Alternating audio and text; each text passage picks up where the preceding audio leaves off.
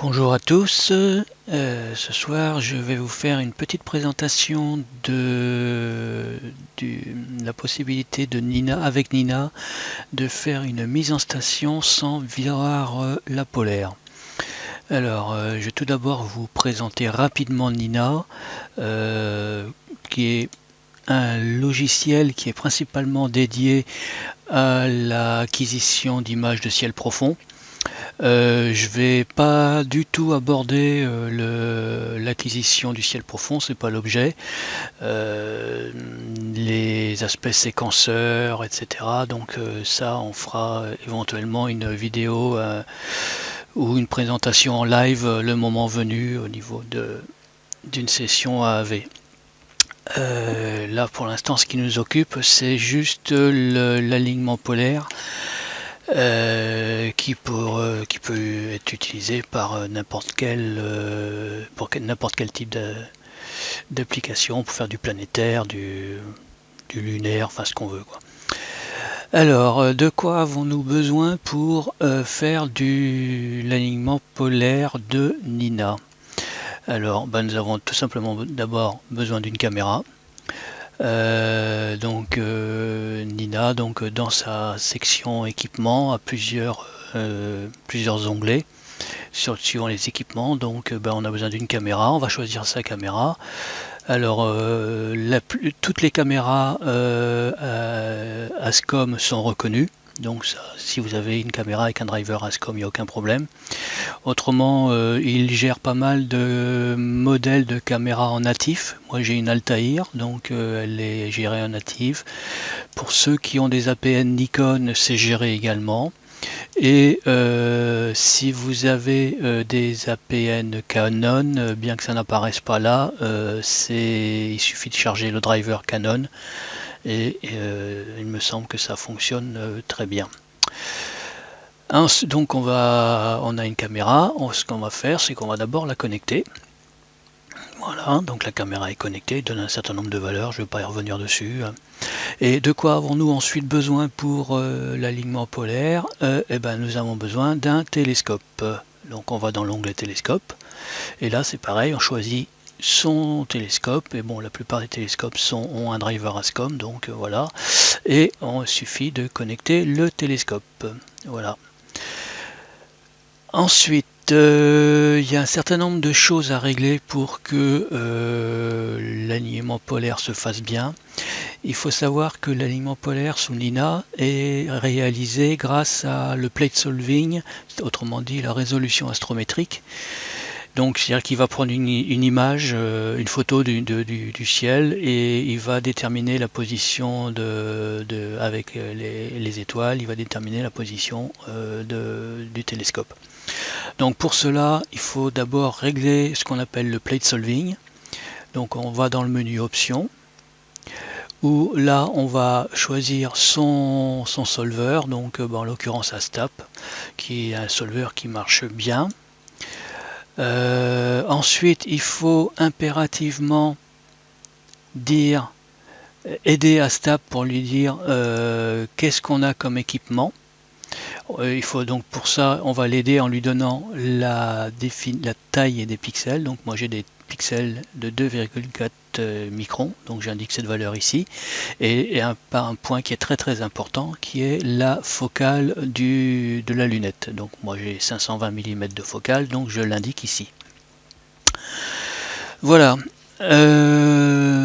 Ensuite, c'est relativement simple. On va dans l'onglet Imaging, ici, et on a ici il y a un certain nombre de fonctionnalités. Donc l'onglet Imaging, l'historique des images, le plate solving, le polar alignment, l'autofocus. Donc là, comme vous pouvez vous en douter, on va aller sur polar alignment. Donc je clique ici, et ici on a Polar Alignement. Ici en bas, on a un onglet Polar Alignement qui vient d'apparaître. S'il n'apparaît pas ici, il faut recliquer ici là-haut. Hein. Donc on voit quand on clique là-haut, il apparaît, il disparaît. Donc voilà. Donc, première chose qu'on voit, c'est il nous donne la position de la polaire dans un viseur polaire classique. ça, mais comme l'objet de cette démo est de présenter quelque chose que quand on n'a pas la visibilité sur la polaire, on se doute bien que ça va pas nous servir beaucoup. Donc ensuite, ben, là où on va opérer, c'est que la méthode qu'il utilise, c'est une espèce de méthode King ou un pseudo bigourdan. Je ne suis pas très féru dans les termes exacts. Les plus anciens me reprendront très certainement. Donc voilà. Donc on va lui dire que pour faire sa résolution astrométrique, il va prendre une image avec un temps d'exposition de 2 secondes. Ça dépend de la sensibilité de votre caméra. Moi j'ai une caméra assez sensible, donc 2 secondes d'exposition, ça marche très bien. Et on va lui dire tout d'abord, dans un premier temps, faire la mesure sur la correction sur l'altitude. Donc il nous dit, pointez le télescope à l'est ou à l'ouest à une déclinaison proche de 0 et proche de l'horizon.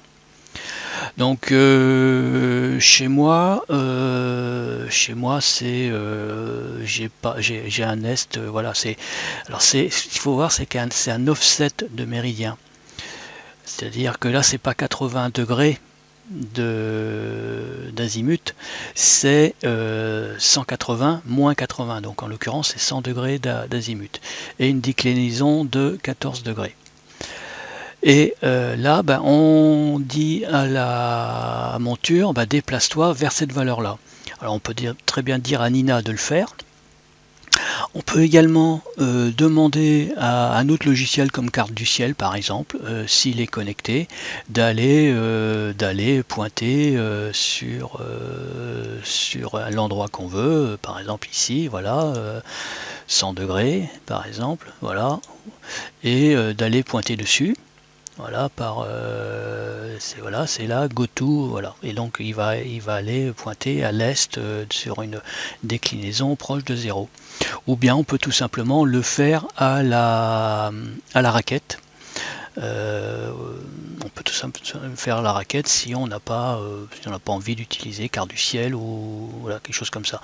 Par contre, ce qui est très important, c'est que ici, il faut que le télescope soit connecté quand même, de façon à ce que Nina ait l'information de la position de la monture. Sinon il va un petit peu galérer pour trouver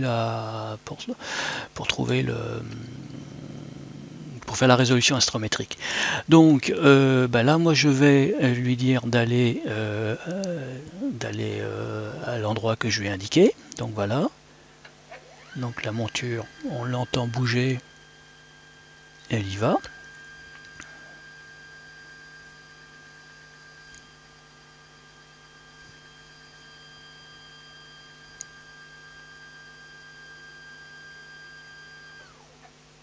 Voilà, elle a pointé.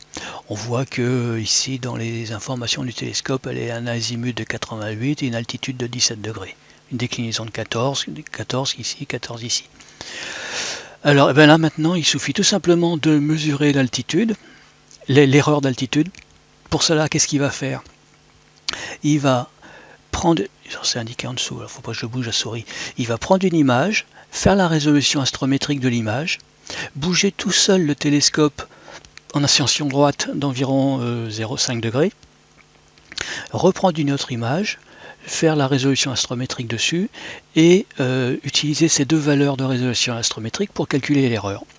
Donc je clique dessus, on va voir en bas, ici ça apparaît, donc il expose pendant 2 secondes, il fait le plate solving, il a résolu, il bouge, voilà, il attend un petit peu,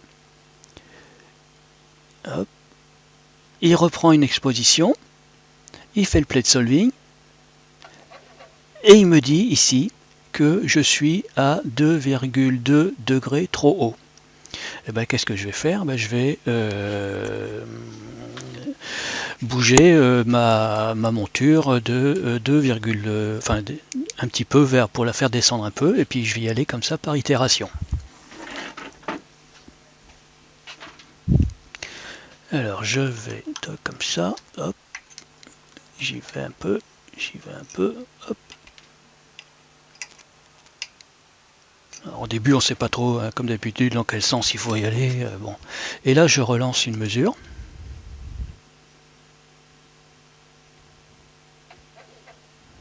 Voilà. Il a pris sa mesure, il a bougé, il a repris une autre mesure. Il reprend sa deuxième mesure maintenant. Voilà, il calcule. Et là, je suis à 31 minutes trop haut. Ah bah j'y étais pas de beaucoup, donc je vais tourner un petit peu encore. Hop. Allez, on va faire ça. Voilà, je refais une mesure.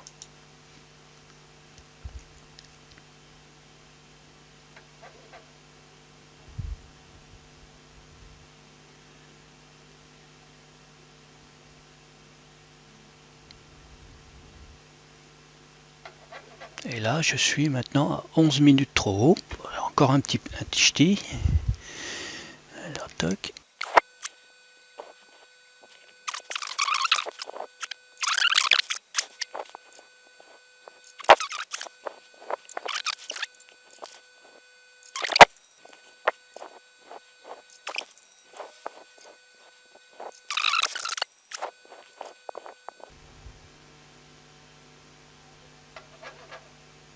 Voilà, bon, je vais m'arrêter là. Ça sert à rien d'aller trop précisément. Après, hein, chacun adaptera la précision à son besoin. Là, je vais juste maintenant serrer les vis de blocage. Je refais une mesure par acquis de conscience après le serrage des vis. Bon, il a légèrement décalé à 3,2 minutes. Bon, peu importe, voilà. Donc on va dire que côté altitude, c'est correctement réglé. Ben, maintenant, on va faire la même chose côté... donc ça, on n'en a plus besoin. On va faire la même chose côté azimut. Donc méridien offset, comme il va aller, il faut qu'il aille au méridien. Donc voilà, et déclinaison 0. Donc on va lui dire d'y aller. Pouf, allez, il y va. Voilà.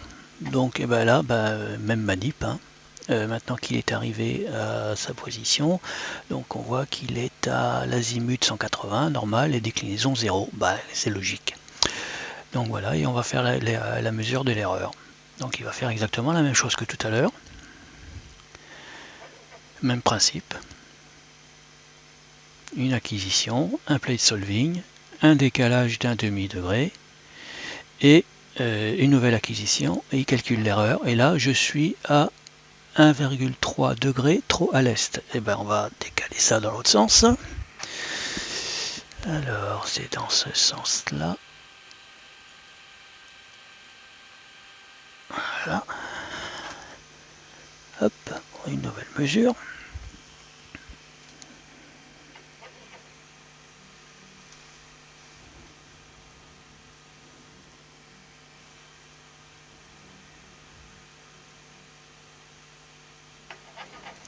Donc 1,8 trop à l'est. Donc on va y aller franco. Voilà. Alors je rassure les âmes sensibles, j'étais pas comme ça avant. Hein. J'ai volontairement décalé ma mise en station avant de faire le tuto pour vous montrer. Parce qu'autrement j'étais à peu près bien aligné. Alors 2,5 trop à l'est. Alors est-ce que j'irai dans le mauvais sens? Est-ce que j'irai pas dans le mauvais sens? Alors, voilà. Je sais plus trop.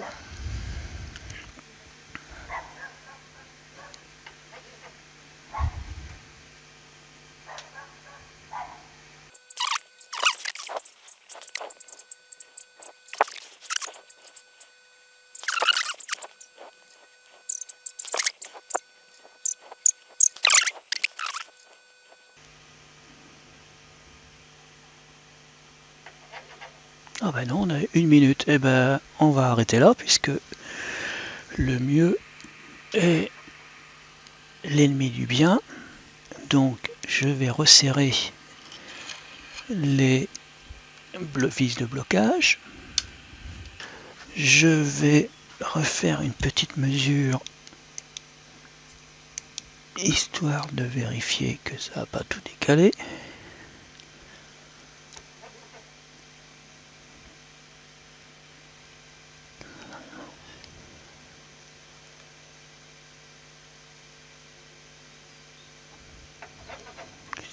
Là, bon, on est à 2 minutes, 4. Bon, voilà. Ensuite, eh ben, donc, théoriquement, on a fini la mise en station. Et Dina propose une vérification par la méthode DARV. Alors, ne me demandez pas ce que veut dire DARV, je trouverai certainement sur internet ce qu'il en est. Donc il nous dit que voilà, donc l'objectif, et donc il va lancer une mesure de 60 secondes en allant dans différents sens. L'objectif est la moitié du temps là, et il va revenir en arrière, et si c'est pas aligné, s'il n'y a pas d'erreur, on aura une ligne droite. Par contre, s'il y a une erreur, on aura une ligne en forme de V. Et bien on va lancer ça. Slow. Donc il est parti. Donc on voit qu'il est en train, voilà, d'exposer pendant 60 secondes.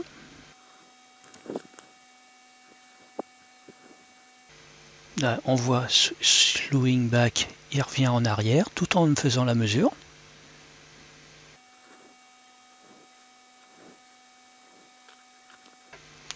Restoring start position, voilà. Donc, et il a fini. Et comment on vérifie le résultat? Ben, on va dans l'image. On a la forme, on a un filet d'étoiles. Et on voit que un filet d'étoiles, il est bien linéaire. Il n'y a pas de forme en V. Donc ça veut dire que tout simplement la mise en station, elle n'est pas si mal que ça. Voilà.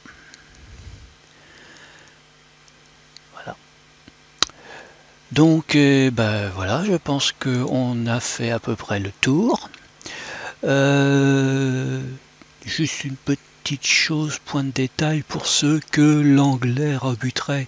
Moi je préfère avoir les versions en anglais, mais dans option générale de Nina, on peut changer la langue. Hein.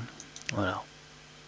Et on a tout qui repasse en français. Voilà. Mais quelquefois les traductions sont approximatives, bien qu'on s'en sorte quand même, mais voilà. Donc moi je préfère revenir en anglais. Voilà. Voilà. Je pense que si vous avez des questions supplémentaires, vous pourrez les poser sur la liste, et puis j'essaierai d'y répondre de la mesure du possible. Voilà, bonne soirée, à bientôt.